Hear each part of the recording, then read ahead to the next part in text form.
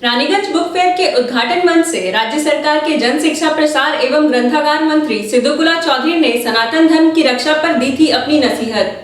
आसनसोल नगर निगम के पूर्व मेयर जितेंद्र तिवारी ने मंत्री सिद्धूकुला चौधरी के इस बयान की कड़ी समालोचना करते हुए कहा, आपको सरकारी मंच का इस्तेमाल कर हमें नसीहत देने का अधिकार किसने दिया।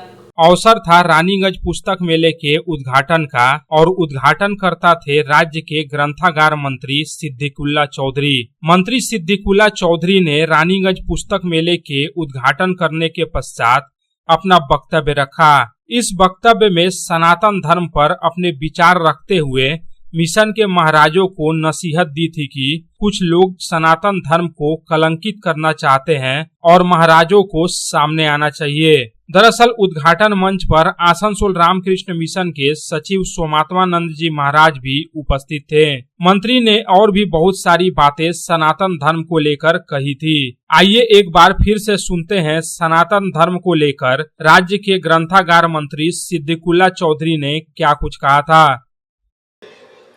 বাংলা ভাষায় বই লিখে রবি ঠাকুর আন্তর্জাতিক খ্যাতি অর্জন করলেন। উনি কি শুধু বই লিখেছেন, কবিতা লিখেছেন, ভাষা দিয়ে সম্প্রীতি গড়তে চাই বা গড়ব?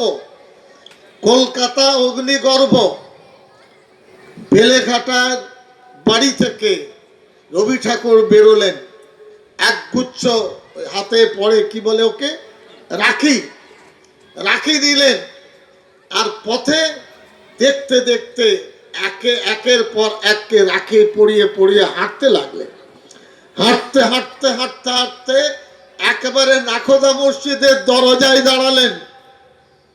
বললেন, আমি সনাতন ধর্ম হিন্দুর বন্ধুত্বের জন্য রাখি পরাতে এসেছি। মসজিদের নামাজি মুসল্লিরা বের হচ্ছেন, তার হাতে রবি ঠাকুর সনাতন ধর্মের বন্ধুত্বের রাখি পরাচ্ছেন। আজ এই সনাতন ধর্ম রক্ষা করার দায়িত্ব কি উত্তরপ্রদেশের হিন্দি ভাষীদের? হিন্দি ভাষা ঘৃণা নয়, দেশের ভাষা। 60 লক্ষ বই আছে, আবার রিপিট করছি, 2,60,00,000। উত্তরপ্রদেশের কত বই আছে আমি বলতে পারবো না। বহুত বা অনেক মহারাজ্যের সাথে তাদের স্কুলের আমার সম্পর্ক।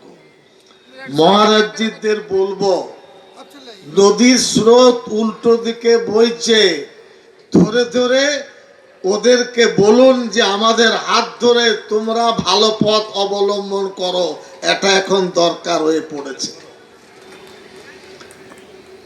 এই মহারাজরাই হলেন হিন্দু ধর্মের কারিগর, এরাই হলেন সনাতন ধর্মের প্রতীক। আমি খুব বেশি ঢুকিনি, কিন্তু অনেক মহারাজ আমার কাছে যখন আসেন বা আমি যাই এক মঞ্চে, বলে আপনার কাপড়টা ভালো, রং নেই কেন, ফিকে রং কেন? নিজের 2 জোড়া কাপড় কিনে আমার মনটা ভালো হয় যে মহারাজজির 2 জোড়া কাপড় দিয়ে তাকে সমৃদ্ধ করতে পেরেছে। একসাথে এক থালায় মহারাজের সাথে আমি খাওয়া দাওয়া করি।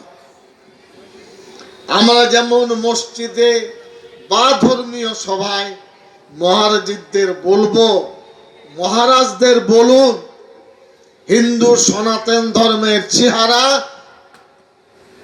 নষ্ট করার, কালিমালিপ্ত করার মানুষের অভাব নেই।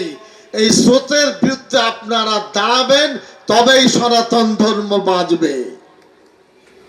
वहीं मंत्री सिद्दीकुल्ला चौधरी द्वारा सनातन धर्म पर दिए गए बयान पर आसनसोल नगर निगम के पूर्व मेयर और वरिष्ठ बीजेपी नेता जितेंद्र तिवारी ने अपनी कड़ी नाराजगी जाहिर की है। पूर्व मेयर जितेंद्र तिवारी ने मंत्री सिद्दीकुल्ला चौधरी पर हमला बोलते हुए कहा कि हम किस तरह से चलेंगे, किस तरह से अपनी संस्कृति और धर्म का पालन करेंगे, यह नसीहत देने का अधिकार मंत्री सिद्दीकुल्ला चौधरी को किसने दे दिया। सरकारी मंच से इस तरह की बातें करना उचित नहीं है। आसनसोल को सिटी ऑफ ब्रदरहुड कहा जाता है और इसी का हिस्सा है रानीगंज। हम जानते हैं कि हमें किस तरह एक साथ रहना है। मंत्री सिद्दीकुल्ला चौधरी हमें नसीहत न दे, अगर ऐसा हुआ तो उन्हें विरोध का सामना करना पड़ेगा। आइए सुनते हैं पूर्व मेयर और बीजेपी नेता जितेंद्र तिवारी ने मंत्री सिद्दीकुल्ला चौधरी पर पलटवार करते हुए क्या कुछ कहा। গতকাল রানীগঞ্জ বই মেলার উদ্বোধনে পশ্চিমবঙ্গ সরকারের মন্ত্রী সিদ্দিকুল্লাহ চৌধুরী সাহেব এসেছিলেন। বিভিন্ন সংবাদ মাধ্যমে যে খবর প্রকাশিত হয়েছে সেটা দেখে জানতে পারছি যে তিনি তার যে দপ্তরের কাজ সেই কাজের বাইরে গিয়েও হিন্দুদের কিভাবে থাকা উচিত, হিন্দু ধর্মে কিভাবে চলা উচিত, কাদের হিন্দু ধর্ম নিয়ে কথা বলা উচিত, হিন্দু ধর্মের আচরণ নীতি রীতি কি হওয়া উচিত, এসব নিয়ে অনেক জ্ঞান দিয়েছেন। সিদ্দিকুল্লাহ চৌধুরী সাহেবকে বলি যে আপনাকে এই অধিকার কে দিয়েছে? আপনার যে দপ্তর, সেই দপ্তরে সারা পশ্চিমবঙ্গের গ্রন্থাগারগুলির অবস্থা এত খারাপ কেন সেটা নিয়ে আপনি সেদিকে মন দিন না। বিভিন্ন গ্রন্থাগারে যে ভ্যাকেন্সি আছে সেই ভ্যাকেন্সি কিভাবে ফিল আপ হবে সেটা দেখুন না। সেটা না দিয়ে দেখে আসানসোলের এসে রানীগঞ্জের মাটিতে এসে আপনি হিন্দু মুসলিম এদেরকে জ্ঞান দেবেন আর আমরা সবাই বসে বসে জ্ঞান আপনার শুনবো, এটা তো হতে পারে না। আসানসোলের হিন্দু মুসলিম সবাই জানে যে কিভাবে একসঙ্গে থাকতে হয়। আসানসোল শহরটার নামই হলো Asansol city of Brotherhood. Raniganj তারই একটা অংশ। আপনার জ্ঞানের প্রয়োজন নেই, আপনার কাছে কেউ জ্ঞান চাইতেও যাচ্ছে না, এবং তারা সরকারি মঞ্চ ব্যবহার করে আসানসোলের মানুষকে জ্ঞান দিয়ে চলে যাচ্ছেন। কিভাবে হিন্দুরা চলবে, কিভাবে মুসলিমরা চলবে, ইনি ঠিক করে দেবেন। অতীতে যখনই আসানসোলে কোনো সমস্যা হয়েছে, হিন্দুদের মুসলিমদের আপনাকে পাওয়া গেছে? হিন্দু মরেছিল, মুসলিম মরেছিল, আপনি এসেছিলেন? তাদের ঘর বাড়ি পুড়ে গেছিল, আপনি দেখেছিলেন তাদের ঘর বাড়ি কিভাবে তৈরি করা হবে? আসানসোলে হিন্দু মুসলিম সবাই একসঙ্গে মিলেমিশে থাকে। আসানসোলের মাটিতে এসে আপনার জ্ঞানের প্রয়োজন নেই। আপনি আপনার জ্ঞান, যারা আপনার জ্ঞানের কথা শুনে সেখানে গিয়ে শোনান।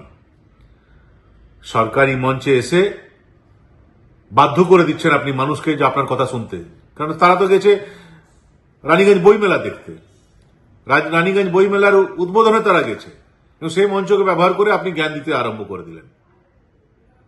আপনার এতই যদি নিজের পাণ্ডিত্যের উপর বিশ্বাস, তাহলে সরকারি মঞ্চ ব্যবহার না করে একবার যান না, আসানসোলে আসুন না। 5টা লোক পাওয়া যাবেন আপনার কথা শোনার জন্য। আপনাকে কে বলেছে মশাই জ্ঞান দিতে আসানসোলে?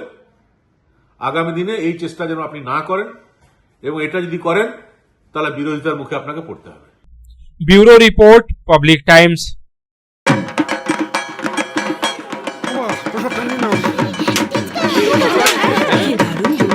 কার চয়েস দেখো, কখন মহিষাসুর।